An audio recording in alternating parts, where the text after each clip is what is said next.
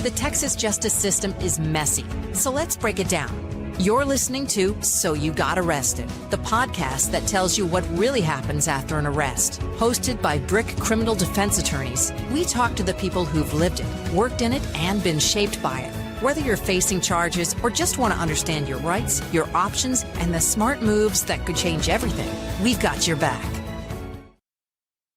So we have Judge Tina Hartmann with us today, and I appreciate you coming to join us, Tina. The reason that we have you on, I was excited to have you on because I want to explore juvenile court. And you have some experience in juvenile court, both as a prosecutor and as a judge. You and I had a juvenile murder case years ago that went on for, I think, a couple of years. And you have some experience with my partner here, Mr. Simpson. You all.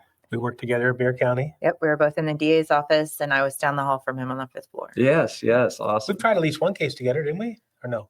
It resolved right before. Okay. Was Scott always this ball of energy that, we have in our office, or? Yes. I've never seen him sit still, but it's not bad. Yeah, that's his personality. Yeah. So juvenile court. So let's kind of talk about that. We get a lot of calls on juvenile cases. A lot of people have questions. They misunderstand what the juvenile system is like. I've always kind of described the juvenile system as kind of a mixture of criminal, the criminal justice system and almost like social work, right? I mean, yes. And I'm going to give information today just as a caveat. It's general education for the public. It is not intended to say how anybody would rule or talk about a specific case at all. So I'll start with that. But no, what I tell people in juvenile court is the goal of juvenile court is typically to rehabilitate children so they don't end up in the adult system, which is very, very different than adult court, right? Because in adult court, the focus is on protecting the public much more. There is some rehabilitation there, but it's not the primary focus. Whereas when you look at the way juvenile court works, there's a lot of differences. The biggest one most people notice, if I can go into this, is that in adult court, you'll never see a probation officer until you've already been convicted or pled on the case. Correct. And it's because those services aren't going to be offered until there's been a determination that there's guilt. In juvenile court, from day one, when you show up in the courtroom, you're going to be assigned a juvenile probation officer, and there's going to be conditions that they're going to put in place to help rehabilitate the juvenile, regardless of what happens on that charge. Yeah, so services are offered from the get-go. That's right. The juvenile probation officer is kind of there to see, hey, are this child's needs being met? Is there any issue at home or anything going on with the child that need to be addressed, right? It may even be counseling, or, you may have a child going through some mental health issues, things like that. So those services are available regardless of the outcome of the case, right? Exactly, yes. And so they'll be sent for psychological evaluations. They'll make different connections in the community, sometimes to nonprofits that can help them. And there's sometimes where they're buying them food, sending them to the food bank, or helping them get clothes. It can be as basic as that in juvenile court. So you have to remember there's a lot of things that can land a child in juvenile court, but there's also a lot of external factors going on, and we want to make sure we address them all. So let's talk about that. Somebody ending up in a juvenile court, is there an age that maybe is too young for somebody to end up in juvenile court? Yeah, so the juvenile court's not going to have jurisdiction over children until they turn 10 years old. So we will see children that allegedly committed offenses between the age of 10 and 17. So until you're 10, you're not going to end up in juvenile court. You may end up in a different courtroom, but you won't be held accountable in a juvenile courtroom. Yeah. And Scott, I've had defendants as young as 10 years old. And really? Yeah. And I mean, you're talking about elementary school age, and nowadays, one of the things that stands out to me about the juvenile system now that, is maybe a little different from when I grew up and when you grew up. You and I went to high school together. So I guess when we grew up, is, a lot of fights at the school now are actually prosecuted and end up in juvenile court. That wasn't the case when I was in school. Used to be the assistant principal took care. The assistant principal did all the discipline. Sure. He'd have in-school suspension for a little while, and it was never, courts were never even thought of. We had SWATs at our high school. We did. Like I remember, I did. I remember as a junior in high school getting swatted by the principal. So times are a little bit different then. But now, I've represented some of these kids who are as young as 10 who get into a fight at school, and they're referred to the juvenile system. So when you have a juvenile they can be taken into custody, correct? Yes. And so juveniles are taken into custody, but it's a little bit different. We don't call it an arrest. We call it detaining them and putting them in detention, not a jail. Mm-hmm. And there's a couple different ways that can happen. Juvenile probation can make the decision that they need to be detained when the officer makes the detention or arrest. The other way is a directive to apprehend, which is very similar to an adult warrant. Okay. It's whether there's probable cause or not that a crime has been committed. And if there is, a juvenile judge can sign it, and then they can be picked up anywhere. It's just like an arrest warrant. So it could be throughout the whole state of Texas. It could be outside the state of Texas. And they would need to come back to that juvenile court just like an adult would. But there is a warrant process. It's just called something different, a directive to apprehend. So that's the circumstance that you were talking about where the juvenile probation officer may get involved right at the beginning. Yes. And they may make a determination as to whether that juvenile needs to be detained or not. And then it sounds like there's circumstances where maybe an officer or an investigator goes to a judge like yourself and says, Judge, I have reason to believe this juvenile committed this offense. I think I have probable cause. We need to get this juvenile into custody. And that's the order to apprehend that you were discussing. Yes. And there's times even on the directive to apprehend that I've seen where the directive to apprehend is executed and they're still released to the parents. Okay. So there's actually, the judge doesn't just decide willy-nilly. The law gives us the kind of considerations that we're supposed to look at to determine whether the child should be placed in detention or released to home or released somewhere else. And so the juvenile probation officer is going to make that first decision. Mm-hmm. Is there somewhere else safe that they can be adequately supervised, where the public will still be protected? What's the nature of the charge? Where's the victim at? Things like that they're going to consider. But it's a list in the law for them to follow. And those same considerations, the judge will consider then at a detention hearing if the child is detained.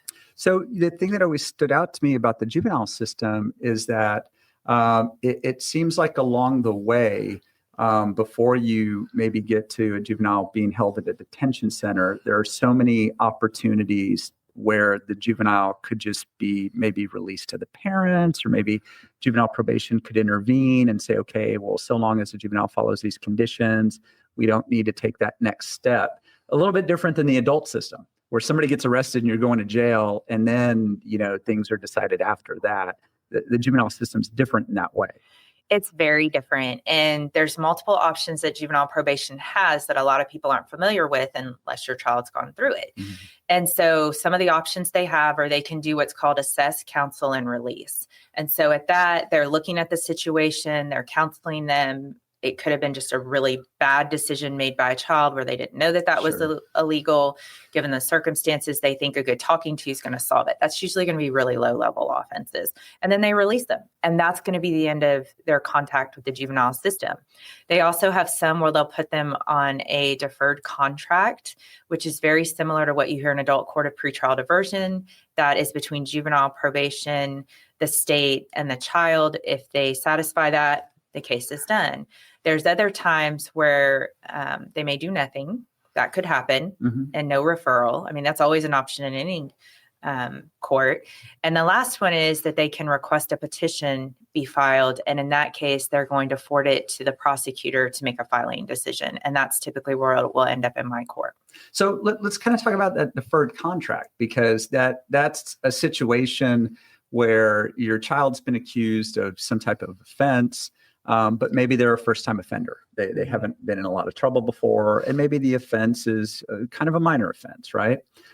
So in that circumstance, it sounds like probation has the option of saying, along with the prosecutor, hey, we're going to resolve it this way. Stay out of trouble, whatever it is. Take some classes, whatever the case may be. And that the case doesn't actually turn into a formal juvenile proceeding in juvenile court. Yeah, exactly. And usually the state and juvenile probation have some kind of unwritten agreement on which kind of cases are appropriate for that and which ones aren't. They'll usually staff them with the prosecutor, but sometimes they won't. I've seen a lot of occasions in Bexar and Medina where a juvenile did their own thing and never even told the prosecutor about it. That can happen. So, and I didn't necessarily disagree with what they were doing. Exactly. It's just we didn't know what was going on. Yeah. And so it kind of, because the goal is to rehabilitate the children, mm-hmm. it's that first shot where, hey, let's see if this will fix it. And if it does, then juvenile's done their job, right? Juvenile probation's done their job. If it doesn't, they're going to come back, and that's going to be something for the court and the prosecutor to consider, because if you violate the terms of that deferred contract, then the case can still be filed. So it's kind of like a practice run. Is this somebody who really needs more services in the juvenile system or not? And so that's a good option there, because we do have children as young as 10 in our court. And the other thing that stands out to me about the juvenile court system, or just the process that juveniles find themselves involved in, is there seem to be more protections along the way. Like, for example, I know when a juvenile is picked up and they're being detained, and maybe the investigator wants to get a statement out of them, there's a different process for that, right? There's a very different process for that. Because they are children. The landmark case actually came out of a court I was assigned to as a prosecutor. Okay. So hopefully you weren't the one who violated the law. No, I was not. It was prior to me being in there, but very familiar with the case because of that. And the judge had got it right. And so that's why it's the landmark case on it. And so we were very familiar with it. But there's a lot of just kind of not really hurdles, but just safeguards in place. Sure. So the first thing is that you need to make sure that the child understands what they're there for, right? Like the investigator needs to let them know what's going on. And so it's going to be a very different environment than talking to an adult. There's going to be a magistrate that's going to have to talk to the child away from the investigator. Make sure they understand what's happening, what could happen with it, and that that's really what they want to say. Do you really want to put this in writing? And is this true and correct? And they're going to have that neutral magistrate talking to them away from the investigator to make sure before they sign off or swear to any statement. And a lot of that is not to stop the statements. It's these are children, and we want to make sure what is being said is truthful, and that they understand the repercussions in making that statement. I have also seen as a prosecutor sometimes that the investigator lets mom or dad sit in the room. Right. And we've had children confess to a first-degree felony with dad sitting right there before. So it doesn't always stop it, but then clearly the child knew that they were free to leave. They didn't have to talk to the investigator, and that they didn't feel threatened. And so if you're the parent and you're asked to sit in there, I mean, you can't interfere, but it doesn't mean your child's not going to admit to what happened. Well, and I've had plenty of circumstances, and I don't know if you have, Scott, where parents call and say, do they have to let me in the room when the child's being interviewed? No, they don't. Now, we had an issue between SAPD and a magistrate here in Bexar County, that whenever they took a juvenile in front of this particular magistrate, the magistrate say, you don't talk to the police. He would, and obviously that upset the SAPD detectives, but he was known for saying that is not in your best interest. Don't do it. Right, because that's kind of outside the scope of the warnings that they give. Hey, you have the right to an attorney. You have a right to this. You know, you have a right not to give a statement. But that seems more like legal advice or a directive. It does seem like that a little bit. Yeah. Because the whole point is, I mean, everybody's kind of heard of your Miranda warnings for adults, right? Well, you need to be able to explain those in terms that a child can understand. And like that's a 10-year-old. Yes. Right? And that's the purpose of the magistrate, to make sure that a neutral person has explained this, because a lot of children do respect law enforcement and they think that they have to give a statement. Exactly. If you say, come tell me what happened, they don't think there's an option that they can't. Now, once they meet with the neutral magistrate away from the investigator, then they should understand that. And at that point, you know, as this is going on, I mean, in theory, somebody should be notifying the parents that, hey, your child's gone into custody. We suspect your child of this offense. That way the parent has some notice. Usually juvenile probation will take care of that, because juvenile probation should know that they were taken into detention, like that they've been detained or arrested, is what adults would say. So they should usually contact. They don't have to try 10 times. Sure. They're going to try, but they're not going to go out to your home and look for you. And just because they contacted you doesn't mean you're going to have access to your child during that statement. That's right. And sometimes at the end of that process, a decision is made that, you know, the child does need to be detained for some reason, and there are specific procedures and policies that follow that. But we'll kind of get to that after the break, okay? Okay.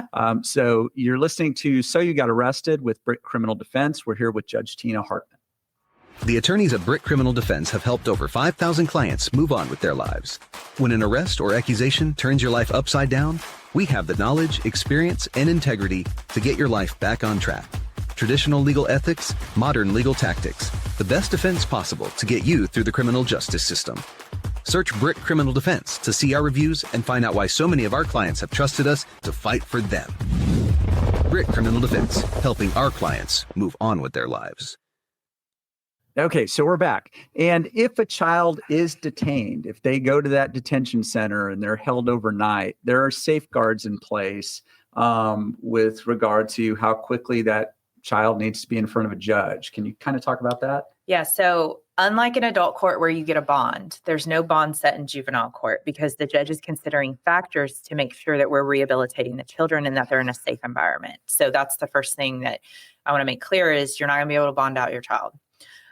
So within 48 hours or the next workday, if it's a holiday weekend, there should be a juvenile detention hearing. Mm-hmm. And that's where really the judge comes in at that point and finds out what's going on in that hearing. The judge won't know anything about your child's charge, won't know anything about what happened until it's presented in that hearing. Because sometimes people, call our office and we don't know what happened over the weekend and we will only know what's presented during the hearing. The first thing we're going to figure out during the hearing is, was there probable cause for that initial detention? So what's probable cause? A very low standard. Okay. It's the same standard that you use for an arrest in adult court. Right. So very low standard. And I try to remind people of that. It is not equal to beyond a reasonable doubt. Right. They don't have to, you're not finding them guilty. You're just some credible evidence that an offense may have occurred. Yes. And so that can be established multiple ways. Hearsay is admissible. So for people who are like, how could they just come in and say it? The rules of evidence don't apply in a detention hearing. Okay. So they can look at a police report and decide it. We can talk to a juvenile probation officer who talked to an officer and what they told them. So it's very lax compared to an actual jury trial that you may think of.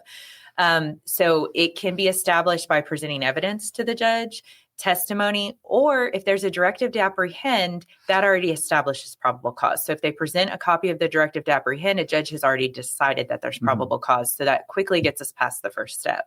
Once we determine that there's probable cause for an offense, then the next thing we're going to decide is, should the child stay in custody? Should they be released home, or should they be released somewhere else? Mm-hmm. And that's where we look at those same factors that juvenile probation likely considered. We're going to look a little bit clearer and harder at them. We will ask if juvenile probation's had a chance to meet with anybody. Sometimes they have. Sometimes it's a family they're already familiar with. Sometimes they don't know anything yet. Mm-hmm. And one of the things that I think a lot of people get confused about, when I talk to parents on juvenile cases, is at that detention hearing, a lot of parents think the detention hearing is kind of a miniature trial about the facts of the case, and it's really not. The detention hearing a lot of times has nothing to do with the facts of the case itself. The court's kind of looking at, is the child likely to abscond? Is there lack of adequate supervision at the home? Or is a child able to have somebody return them to court? Are they a danger to themselves or others? And so a lot of those factors are apart from the facts of the underlying accusation. And it's very similar to the factors that you consider in setting a bail bond, right? But the difference is this is a child, so we don't want to place them somewhere that's not safe. Right. So there could be times that a child may not want to go home. Yeah. Right.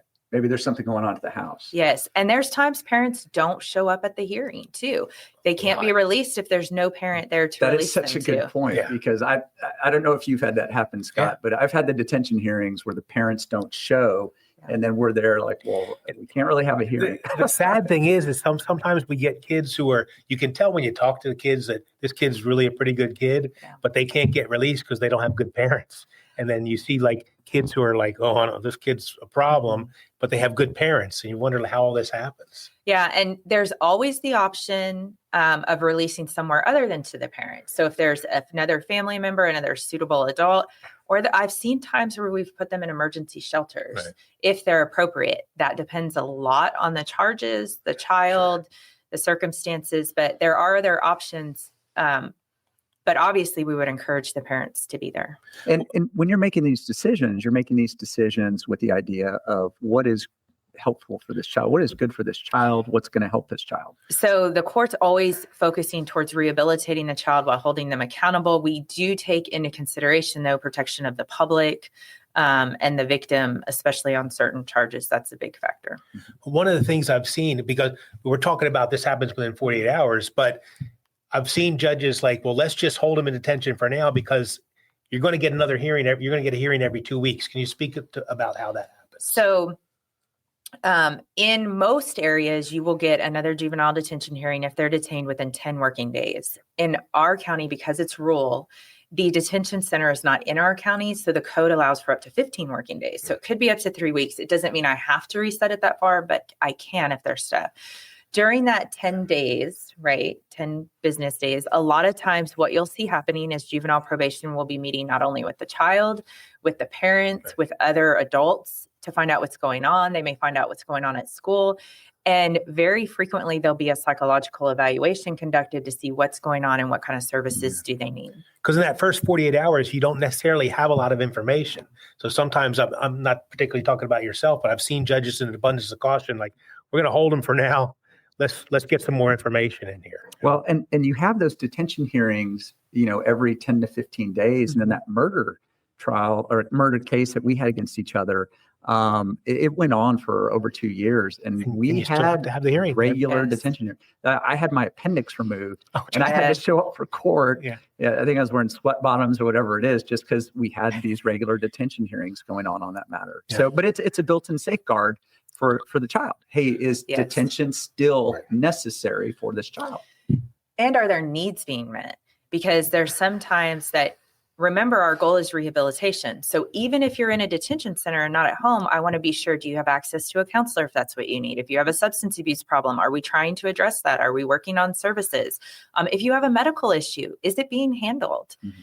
So, and they know, and most of juvenile detention facilities know, if something comes up in court, we're not going to take a side on it as a court, but we're going to let you know so that way you can look into it and, hey, is this being addressed? We have our share of juveniles whose older brother went to prison for an aggravated assault and just got home on parole. But we've seen our share recently, a lot in Medina County, some here, of kids who like to joke around on Instagram about, I'm going to shoot the school. Yes. Right. And now some of them actually have pictures with guns. And in those cases, it's not always just about the kid, it's the community's in an uproar. Yes. And something to keep in mind, because we want to rehabilitate the kid, we want to keep the community safe, we also want to keep the child safe. Mm-hmm. And there's sometimes where there needs to be a conversation with the parent or guardian. If this kid goes home, you probably don't want to take them out in the community right now. That may not be a good decision. And so there's times when that conversation needs to be had too. And if the parent doesn't understand that, that's not good for rehabilitating the child either. So in juvenile court, it's kind of a mixture of criminal and civil. So when the actual juvenile case is filed, the filing instrument, like, we talk about in our criminal cases, we talked about indictments and things like that, but it's called a petition, kind of like you would find in civil court. And so when the petition's filed, it gets served with the child, the parents, and that's how the case starts. Yeah. So if you're a parent and an officer knocks on your door and says, I need to serve you with this, don't freak out. It's a different, because it is quasi-civil criminal. It's how they let you know about what you're charged with. And so the child has to be served personally.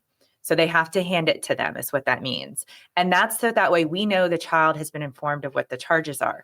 The parent or guardian should also be served. And if there's more than one, they should serve both of them. But it doesn't mean the child's guilty. No, it does not. It's giving you notice of what the charges are and what the state has to prove. That's the purpose of it. And actually, the court doesn't have jurisdiction or the power to hear the case on the actual charges, separate from the detention hearing, until that child is personally served with the paperwork. And that kind of starts the formal court proceedings on the offense. Yes. And then once those proceedings start, it's a little more similar to maybe what we might find in the adult system. Yes. The only difference is you're going to have kind of parallel hearings going on at the same time, but with different purposes, because you're going to have the hearings on the actual charge going on. And then if your child's in detention, you're going to have detention hearings, and they're separate and they have separate purposes.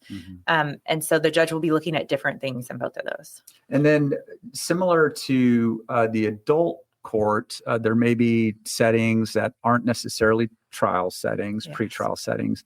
But when a juvenile actually gets to what we call a trial setting, it's called something different. It's an adjudication hearing. Yes. And so because we use different terms, and I'll just go over all of them because it'll make sense, but instead of a plea, it's going to be called an adjudication. So they're adjudicated true. And so children understand it better. Instead of being found guilty, it's found true or not true instead of guilty or not guilty, because we have children as young as 10. So we want it to be very basic terms that they can understand. And so that's the way the law has been written. And after adjudication, what is very different than adult court is that then the next thing for the court to determine is there a need for disposition? And disposition would be very similar to what you think of for an adult sentencing. And so in juvenile court, you can say there's no need for a disposition. Oh, okay. So even if they're adjudicated true, akin to like a guilty finding, Yes. there may be no need to carry forward with the sentence. Yes. And so to start the disposition hearing, the judge has to make a finding that there's a need for a disposition. Do we need to do anything? Mm-hmm. And so that's a little bit different than adult court, but it's because, remember, the focus is on rehabilitating while holding them accountable and protecting the public. And so that's really what we want to look at there. And then at the disposition, there's still a variety of options, probation, things like that. Similar to what you might find in adult court. For very severe offenses, there is TJJD. Could you just briefly explain what that is? So it's the Texas Juvenile Justice Division's institutional division is what it is. It is not the same as adult prison, but some kids... It's not prison for kids. Some people think that that's what it is, but it's not. Their time there actually depends on how they work the programs. So whereas in adult prison, it's a privilege to get to go to the classes or go get a certification or work some of the counseling programs. At TJJD, it's mandated. That's how you decide how you get out of there. You need to do your counseling. You need to go to class. You need to work on what needs done because their goal is still rehabilitation. It may not be safe for you to do that anywhere else, but the goal still is rehabilitation in TJJD. And it's usually an indeterminate sentence on an original petition. It's an indeterminate sentence. They can hold you there up to a certain age.